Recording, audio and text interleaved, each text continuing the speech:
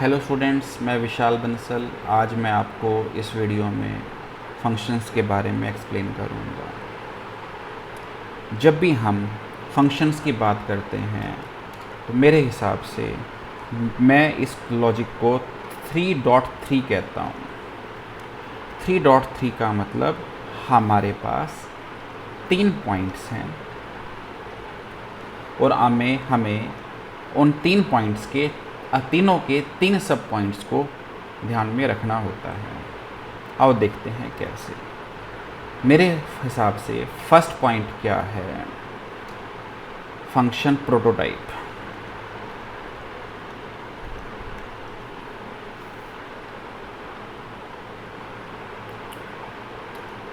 Function calling.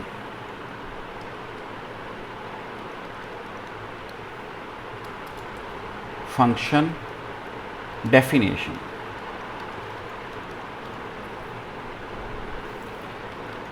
ये एक point के अंडर आते हैं, दैट इज़ फंक्शन का बॉडी स्ट्रक्चर क्या है हमें उसको यूज़ करने के लिए। ठीक है,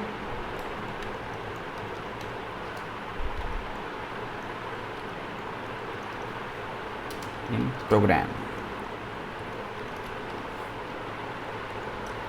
जो तीनों पॉइंट्स हैं ये सब पॉइंट्स हैं function structure in a program के। अब हमें ये पता होना चाहिए कि फंक्शन के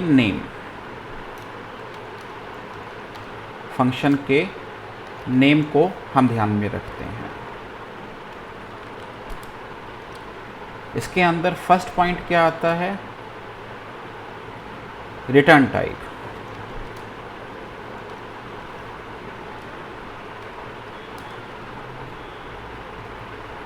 दूसरा क्या आता है? Common name.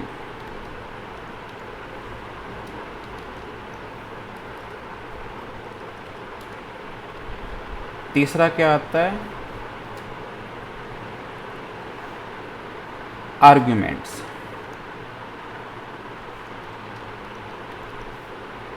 जिसको हम लोग पैरामीटर्स भी बोलते हैं। अगेन थर्ड पॉइंट क्या आता है हमारे पास? Type of functions.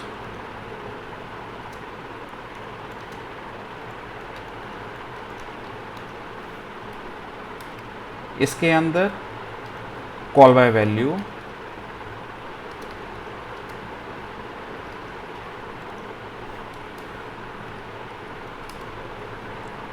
Call by reference,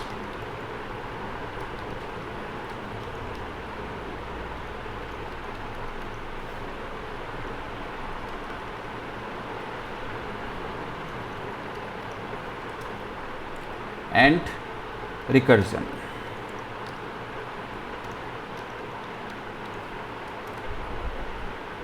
okay, अगर हमें ये 3/3 मीन्स 3.3 तीन मेजर पॉइंट्स और उनके 3 सब पार्ट्स अच्छी तरह से समझ में आ जाते हैं तो हमें फंक्शन टॉपिक बहुत अच्छी तरह से समझ में आ जाएगा।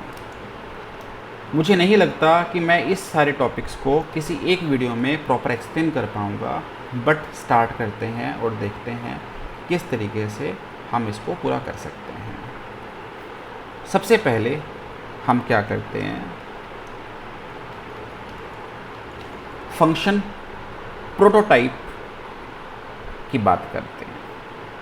फंक्शन प्रोटोटाइप क्या है?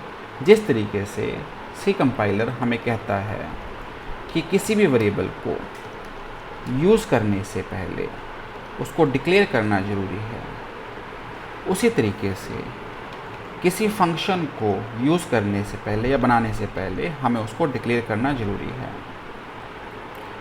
तो फंक्शन को डिक्लेयर करते हुए हमें इन 3 बातों का ध्यान रखना होता है: return type, common name and arguments, जिसको हम पैरामीटर्स भी कहते हैं। इसके हिसाब से रिटर्न टाइप मीन्स फंक्शन किस टाइप की वैल्यू को रिटर्न करेगा एज एन रिजल्ट। फिलहाल हम यहाँ पर वॉइड लगाते हैं। वॉइड का मतलब क्या होता है? फंक्शन कुछ भी रिटर्न नहीं कर रहा है। इसको डिटेल में अभी कर रहे हैं हम लोग, आप देखते हैं, आगे चलते हैं। मीन्स फर्स्ट जो पार्ट है वो रिटर्न टाइप है। उसके बाद हम फंक्शन का कोई भी नेम डाल सकते हैं जो यूनिक हो, आपका कीवर्ड ना हो, आपके एग्जिस्टिंग लाइब्रेरी में एग्जिस्ट ना करता हो वो नाम, उस तरीके से कोई भी नाम डाल सकते हैं। इसीलिए अभी मैं इसका नाम माई फन रख रहा हूँ, means my function. My function के अंदर मैं कोई भी आर्गुमेंट डाल सकता हूँ। फ़िलहाल मैं इसमें क्या करता हूँ, एक इंटीजर टाइप ए वैल्यू डाल देता हूँ।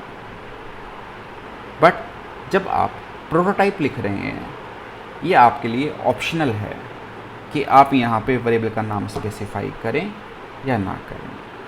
बट मैं यहाँ पर कोई भी वेरिएबल का नाम स्पेसिफाई नहीं कर रहा। इस लाइन से हमने फंक्शन का प्रोटोटाइप दे दिया। हमने यहाँ पे कंपाइलर को बताया है कि माई फंक्शन नाम से हम लोग एक फंक्शन बनाएंगे। Just we are declaring that very function, but उसके अंदर क्या काम होगा और वो कहाँ यूज़ होगा वो हम बाद में देखते हैं, क्योंकि वो पार्ट है कॉलिंग और डेफिनेशन का। मैंने आपको यहाँ पे बताया फंक्शन की बॉडी को डिफ़ाइन करने के लिए हमें 3 बातों का ध्यान रखना होता है। फंक्शन को डिक्लेयर करना, उसे जहाँ पे कॉल करना है वो, और उसके अंदर क्या फंक्शनैलिटी यूज़ होनी है वो डेफिनेशन पार्ट में आती है। हमने इस सिचुएशन में यहाँ पे फंक्शन का प्रोटोटाइप डिक्लेयर कर लिया है। अब बारी आती है कि हम इस फंक्शन को यूज़ करना चाहते हैं। फ़िलहाल मैंने यहाँ पर एक ए वेरिएबल यूज़ किया है जिसके अंदर मैंने 10 वैल्यू स्टोर कर दी है। अब सबसे पहले ये देखते हैं कि फंक्शन के अंदर हमने क्या फंक्शनैलिटी करनी है। जो भी फंक्शन की डेफिनेशन है वो हमेशा मेन के नीचे लिखी जाएगी। ओके, हम यहाँ पर क्या करते हैं, वाइट माई फन, और हमने आर्ग्यूमेंट में यहाँ पर x डाल दिया। x डालने से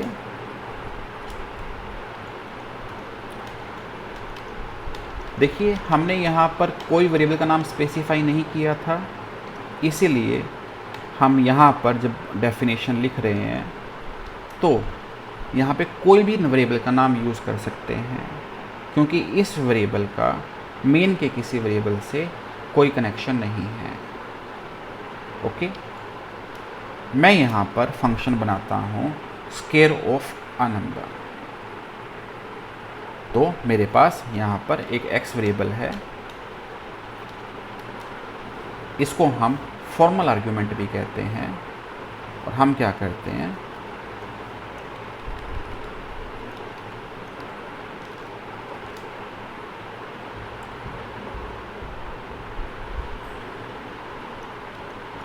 स्क्वायर निकालना है हमें x का, तो हम x इंटू x कर सकते हैं।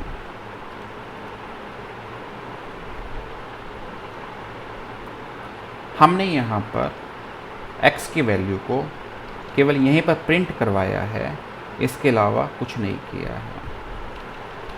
अगर अब हम माई फन फंक्शन को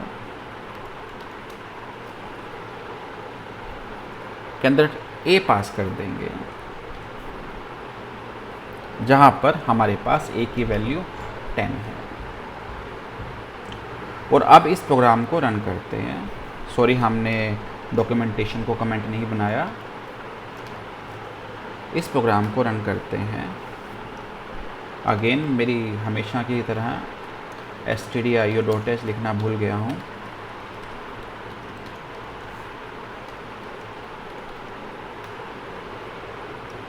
तो हमने देखा SQR जो है, स्क्वायर जो है हमारा 100 आ गया है। बट अब हम इसको और बेटर तरीके से डिस्कस करेंगे। मैं एक बार ये बता देता हूँ कि हमने अभी तक क्या किया है। हमने यहाँ पर ये वाले 2 पॉइंट्स को डिस्कस करने की कोशिश की है। मीन्स सबसे पहले प्रोटोटाइप की बात आ रही थी। हमने आपको बताया कि हम फंक्शन का प्रोटोटाइप यूज़ करने से पहले लिख लेते हैं। कभी कभी स्टूडेंट्स को ये कन्फ्यूज़न होती है कि हमें प्रोटोटाइप जो है कहाँ पर लिखना चाहिए। सिंपल लास्ट हमारा इस बात का ध्यान देना है कि अगर हमने ये प्रोटोटाइप मेन के अंदर लिखा तो ये फंक्शन जो है मेन के थ्रू ही कॉल हो सकता है, और कोई और हमने अगर थर्ड, फोर्थ या फिफ्थ फंक्शन बनाया है उसके अंदर हम इस फंक्शन को कॉल नहीं कर सकते। लेकिन अगर हमने इस फंक्शन के प्रोटोटाइप को मेन से ऊपर स्पेसिफाई किया है, तो फॉर एग्ज़ाम्पल हमने एक माई फंक्शन और माई फंक्शन 2, माई फंक्शन 3 बनाया है, तो माई फंक्शन 2 के अंदर भी हम माई फंक्शन को कॉल कर सकते हैं। बट अगर हमने ये प्रोटोटाइप मेन के अंदर स्पेसिफाई किया है तो माई फन को केवल मेन ही कॉल कर सकता है और कोई दूसरा फंक्शन उसे कॉल नहीं कर सकता। तो हमें इस चीज़ को लिमिटाइज़ करने के लिए कि ये फंक्शन किसके लिए अवेलेबल हो, हम उस प्रोटोटाइप को मेन में भी लिख सकते हैं। बट ये एक अच्छी प्रैक्टिस है ताकि हम किसी भी फंक्शन को किसी भी फंक्शन में कॉल कर सकें। हम हमेशा फंक्शन के प्रोटोटाइप को मेन से ऊपर लिखते हैं। हमने आपको बताया कि प्रोटोटाइप को कहाँ लिखा जाना चाहिए, प्रोटोटाइप का मतलब क्या होता है। प्रोटोटाइप का ये मतलब है कि हमें उसके अंदर उसका रिटर्न टाइप, उसका कॉमन नेम और उसका आर्गुमेंट टाइप हमें स्पेसिफाई करना होता है। अब क्या है, हमें फंक्शन को कॉल करना है। जिस प्लेस पे भी हमें उस पार्ट को एग्जीक्यूट करना है, जो भी कोड हमने फंक्शन के डेफिनेशन में लिखा है, उस पार्ट के रिज़ल्ट को या उसको एग्जीक्यूशन करते वक्त पे अगर हम उस फंक्शन के नाम को विद द आर्ग्यूमेंट्स हम पास कर देते हैं, तो वो फंक्शन की जो बॉडी में जो भी हमने एग्जीक्यूटेड पार्ट लिखा है वो हमें वहाँ पर अवेलेबल हो जाता है।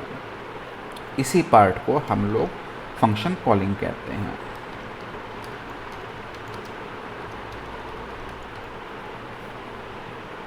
ठीक है।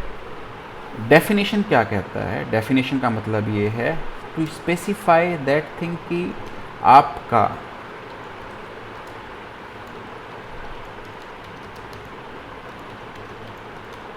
फंक्शन डेफिनेशन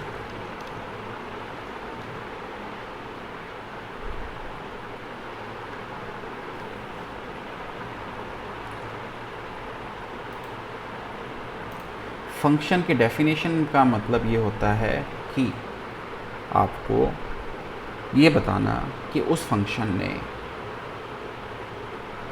क्या काम करना है। मीन्स जैसे हमने यहाँ पर एक स्क्वायर निकाल के दिखाया है और उस स्क्वायर को हमें बार बार यूज़ करना है, तो हम माई फंक्शन को बार बार भी कॉल कर सकते हैं।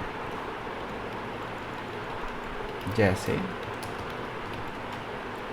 सपोज हमने ए की जगह पर एक और वेरिएबल ले लिया b, जिसकी वैल्यू 2 है, तो माई फंक्शन के अंदर अगर मैं b पास करता हूँ तो उस कंडीशन में ये हमें 4b दिखाएगा, जो कि 2 का स्क्वायर होता है।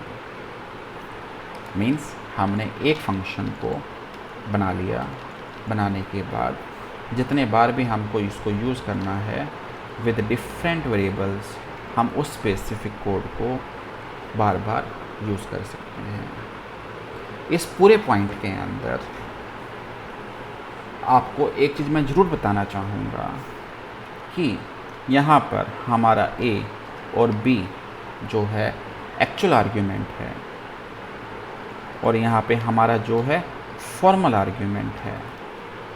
फंक्शन की कॉलिंग के अंदर हमें हमेशा इस बात का ध्यान रखना है, फॉर एग्ज़ाम्पल अगर हम एक फंक्शन और बनाते हैं int my sum int comma int, हमने यहाँ पे एक फंक्शन बनाया है माईसम नाम से, जिसके अंदर 2 इंटीजर वैल्यू पास करेंगे और 1 इंटीजर वैल्यू रिटर्न करेंगे। तो इस कंडीशन में हम इसका प्रोटोटाइप लिखते हैं, सॉरी इसकी डेफिनेशन लिखते हैं, int my sum int x, int y। इससे हमने एक फंक्शन बनाया है जिसके अंदर 2 वेरिएबल्स हमने एज एन आर्गुमेंट पास किए हैं और एक हम इंटीजर वैल्यू रिटर्न करेंगे। इस सिचुएशन में अगर हमें एक c वेरिएबल और बना लेते हैं और c is equal to माईसम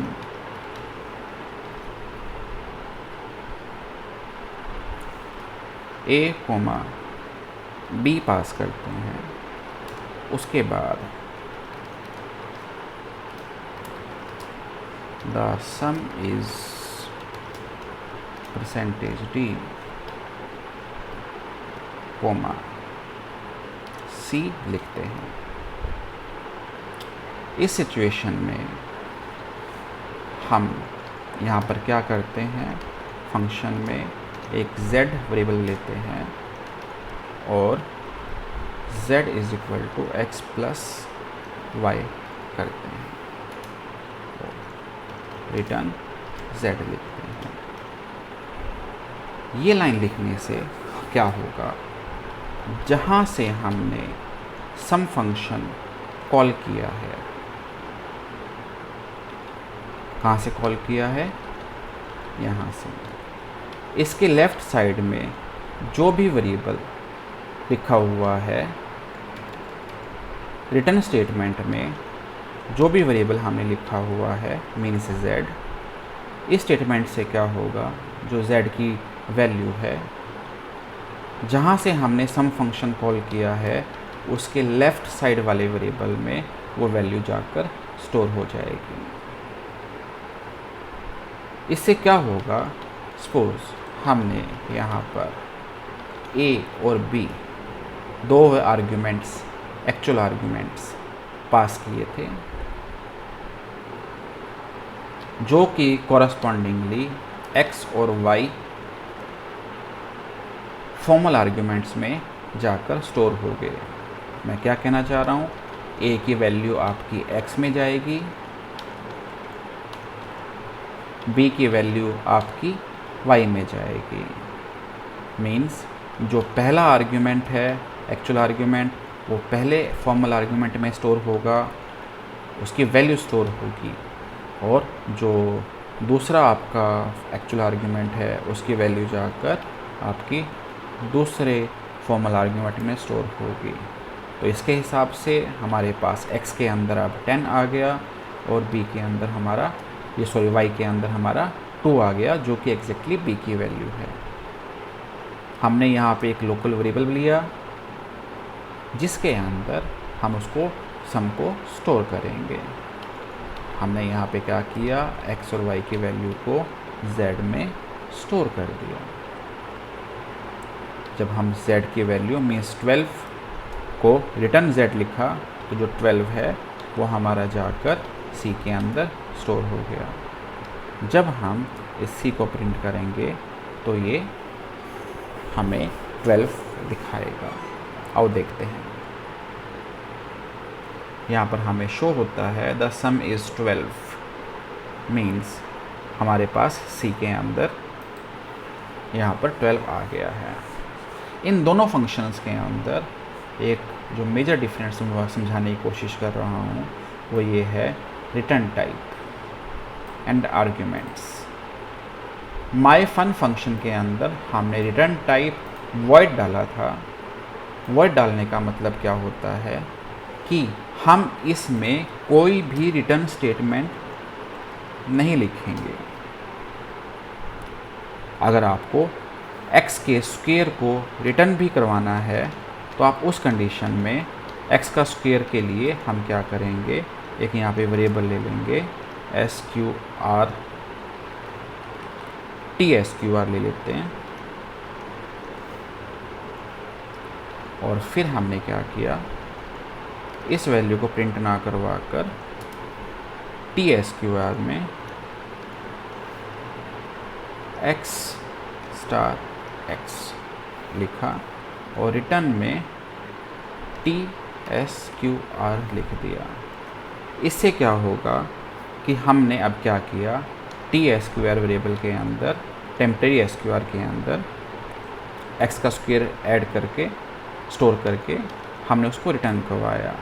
but इस कंडीशन में ये हमें एरर देगा। एरर क्या देगा कि आप किसी भी वॉइड रिटर्न टाइप के अंदर रिटर्न नहीं करवा सकते।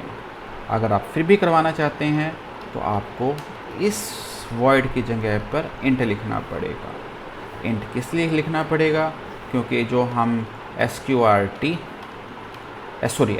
रिटर्न TSQR रिटर्न करवा रहे हैं वो एक इंटीजर टाइप वेरिएबल है।